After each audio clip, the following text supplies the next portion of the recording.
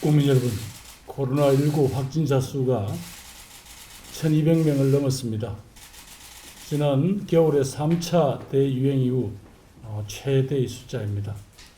그동안 정말 어렵게 인내해가면서 협조해 주신 국민 여러분들 덕분에 여기까지 버텨왔습니다마는 이런 새로운 상황이 발생한 데 대해서 또 다시 국민 여러분들에게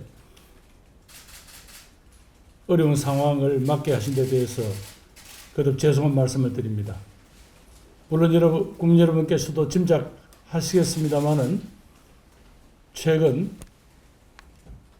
여러 곳에서 발생하고 있는 변이 바이러스의 유입과 확산, 그리고 아직 미접종자들, 특히 젊은 층을 중심으로 이런 분들의 활동량이 증가하면서 따른 여러 가지 상황이라고 생각됩니다마는 국민 여러분들께 다시 한번 어려움을 끼쳐드릴 수밖에 없는 상황에 대해서 사과드립니다.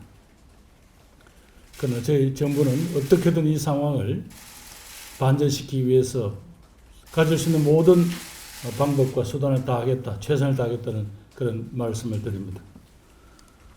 오늘 중대본에서는 수도권의 거리두기 조정 방안을 결정합니다. 안타깝게도 수도권에서는 코로나19의 확산세가 더 거세졌습니다. 전국 확진자의 85%가 수도권에서 나오고 있습니다. 이에 정부는 다시 한번 일주일간 기존의 거리두기 체제를 유지하면서 추가적인 방역 조치 강화를 통해서 확산세 차단에 최선을 다하고자 합니다. 만약 2, 3일 더 지켜보다가 그래도 이 상황이 잡히지 않으면 새로운 거리두기의 가장 강력한 단계까지도 우리가 조치를 취해야 될 수도 있습니다. 그런 상황을 여러분들에게 보고드리게 되었습니다. 향후 현재 수도권의 코로나19 감염은 20, 30대의 젊은 층을 중심으로 급증하고 있습니다.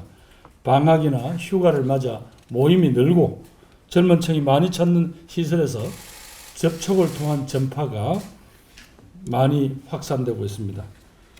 확진자 접촉을 통한 감염 비율이 최근에 높아진 이것이 입증을 하고 있습니다.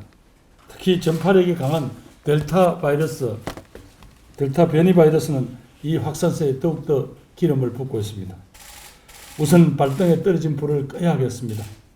정부는 수도권의 젊은 층 보호에 초점을 맞추어 추가적인 방역 대책을 시행하고 현장에서 이행력이 확보되도록 역점을 두고 더 강력하게 대응하고자 합니다.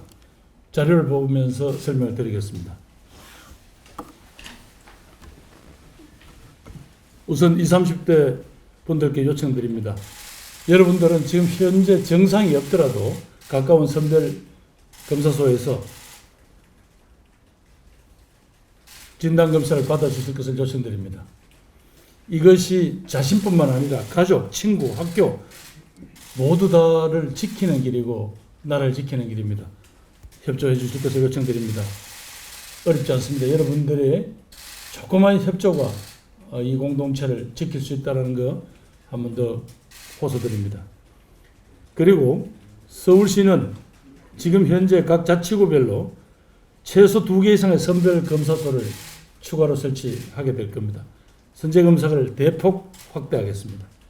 또 특히 20대, 30대 이용 빈도가 높은 곳에서 집중적으로 선제검사를 하겠습니다. 주점이나 유흥시설, 대학 기숙사, 학교나 학원과 노래연습장, 실내 체육시설, 위험도 높은 일터 등에서 집중하도록 하겠습니다. 또 함께 최근에 이스라엘과 백신 소합을 통해서 들어온 들은 백신 물량들은 서울과 경기에 집중적으로 배분을 해서 각 지자체가 그분들에게 선제적으로 접종을 할 수 있도록 그렇게 하겠습니다. 방역 수칙이 강화됩니다. 수도권 소재 직장은 재택근무를 확대해 주시고 공공기관은 회식, 모임 등을 자제해 주십시오. 그리고 밤 10시 이후에 숙박업소 등을 통해서 집합적인 음주 등의 모임이 있다는 여러 가지 보고가 들어오고 있습니다. 숙박업소들은 정원을 초과해서 이용할 수 없도록 분명히 엄격하게 이 규칙을 지켜주십시오. 정부는 오늘부터 약 100개 팀의 정부 합동 특별점검단, 그동안 여러 곳곳에서 현장의 충돌 등을 고려해서 반드시 중앙부처 공무원과 지자체 공무원 그리고 경찰 함께해서 이행력을 확실히 담보할 수 있도록 해서 보내겠습니다. 불시 점검할 것이고요. 또 방역 수칙에 대해서 확실히 저희들이 점검하겠습니다. 그래서 원 스트라이크 아웃제입니다.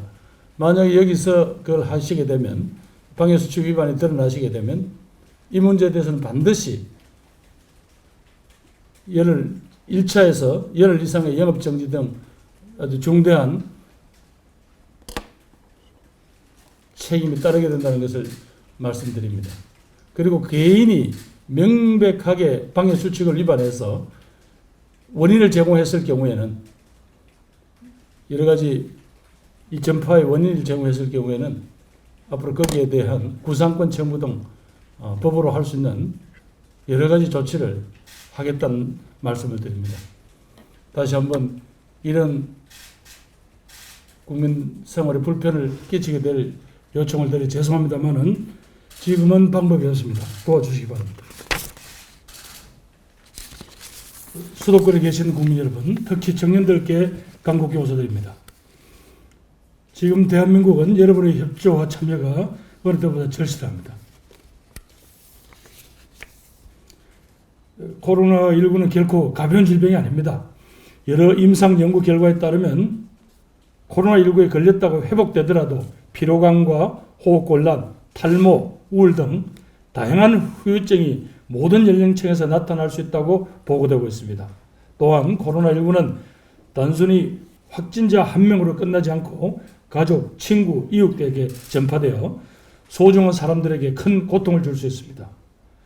당분간은 모임과 회식을 자제해 주시고 검사에 협조해 주실 것을 정말 요청드립니다. 강력히 요청드립니다.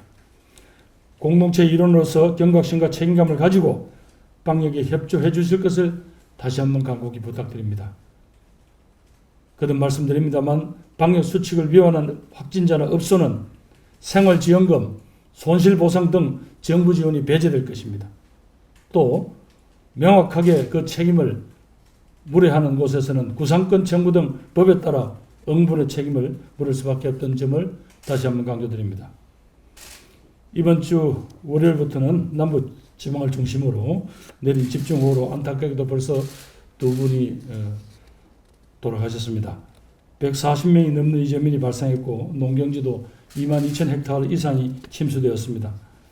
사전에 많은 대비가 있었음에도 불구하고 이러한 피해가 발생한 점 국민 여러분들께 송구스럽습니다.